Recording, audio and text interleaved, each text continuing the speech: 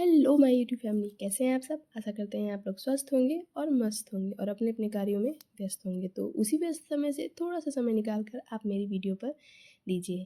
अगर आपको मेरी रेसिपी ये अच्छी लगेगी तो प्लीज़ लाइक शेयर और सब्सक्राइब कीजिएगा, और अगर आप मेरे चैनल पर पहले से बने हुए हैं तो प्लीज़ लाइक और शेयर कीजिएगा। तो आज मैं आपसे शेयर करने आई हूँ कुछ अलग तरह की रेसिपी जो बहुत ही कम समय लेती है और खाने में बहुत ही स्वादिष्ट लगती है। तो बिना देरी किए हुए, बिना समय बर्बाद किए हुए, चलिए चलते हैं और बनाते हैं ये रेसिपी।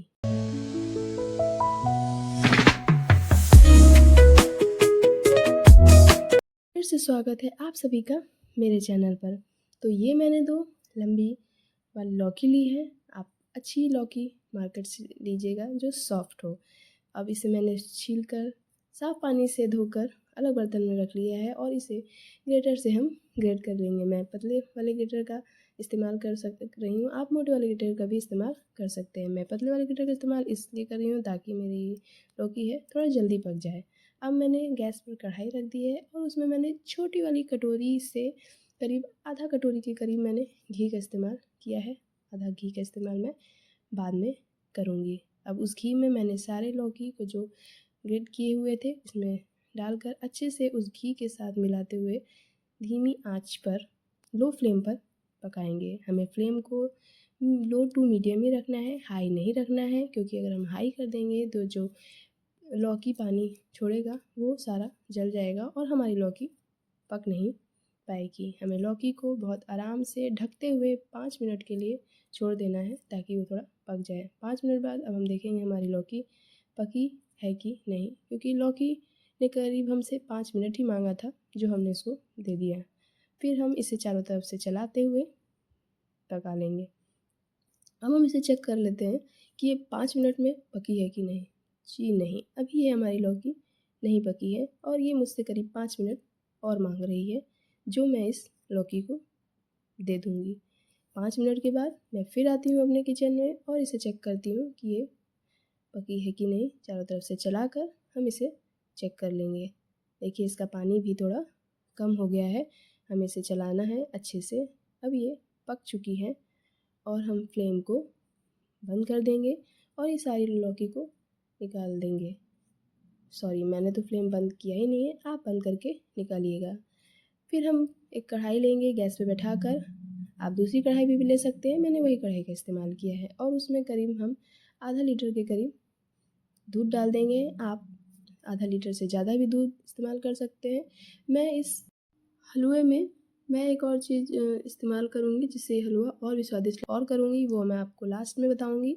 इसलिए मैंने आधा लीटर का ही इस्तेमाल किया है और इस दूध को अच्छे से उबाल थोड़ा गाढ़ा होने तक हम अच्छे से पका लेंगे ताकि इसमें थोड़ी मलाई जमने लगे, जैसा आप लोग देख रहे हैं। और फिर हम इस दूध में जो हमने लौकी ग्रेट करके अलग रखी हुई थी घी में भूनकर, वो इसमें हम मिला देंगे और दूध के सूखने तक इसे अच्छे से लो टू मीडियम फ्लेम पर पकाते रहेंगे और बीच बीच में चलाते रहेंगे ताकि ये धीरे धीरे अच्छे से पकती रहे। इसे हमें चलाते रहना है ताकि लौकी नीचे से लगे ना। अगर ये नीचे से लग जाएगी तो खाने में बिल्कुल स्वादिष्ट नहीं लगेगी।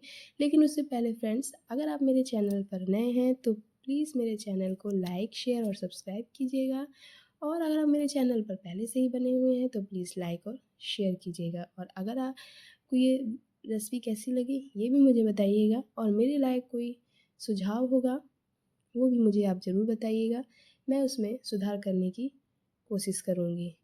मैं अब इस लौकी के हलवे में रबड़ी ऐड कर रही हूँ जो मैंने नाइट में ही बनाया था। ये रबड़ी मैंने किसी और चीज़ में ऐड करने के लिए बनाई थी जो मैं इसमें ऐड कर रही हूँ। अगर आपके पास रबड़ी नहीं है तो आप दूध से भी इसे अच्छे से उबाल आने तक पका सकते हैं, ये तब भी बहुत अच्छी लगती है।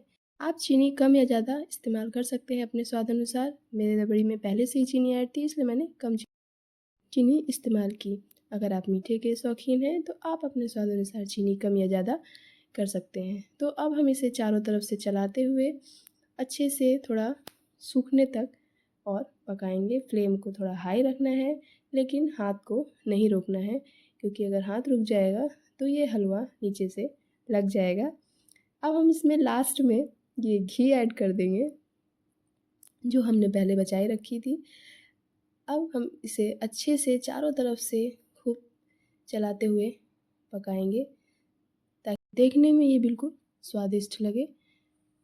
अब हम इसे लगातार चलाते रहना है। फ्लेम को फिर से हाई करके मैं इसे अच्छे से चलाते हुए खूब देर तक पका रही हूँ और आपको भी इसे इसी तरह बनाना है। फ्लेम जब हाई रखना है तो हाथ को आराम नहीं देना है। अब ये हमारा हलवा बनकर बिल्कुल हो गया है तैयार। फ्लेम को बंद कर दिया है मैंने और अब इस हलवे को हम अलग बर्तन में निकाल लेंगे। तो देखिए, देखने से ये तो लग ही नहीं रहा है कि ये लौकी का हलवा है।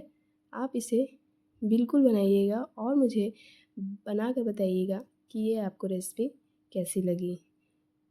अब ये हलवा बिल्कुल बनकर तैयार है और खाने के लिए भी बिल्कुल तैयार है। देखिए, दिखने में कितना स्वादिष्ट लग रहा है।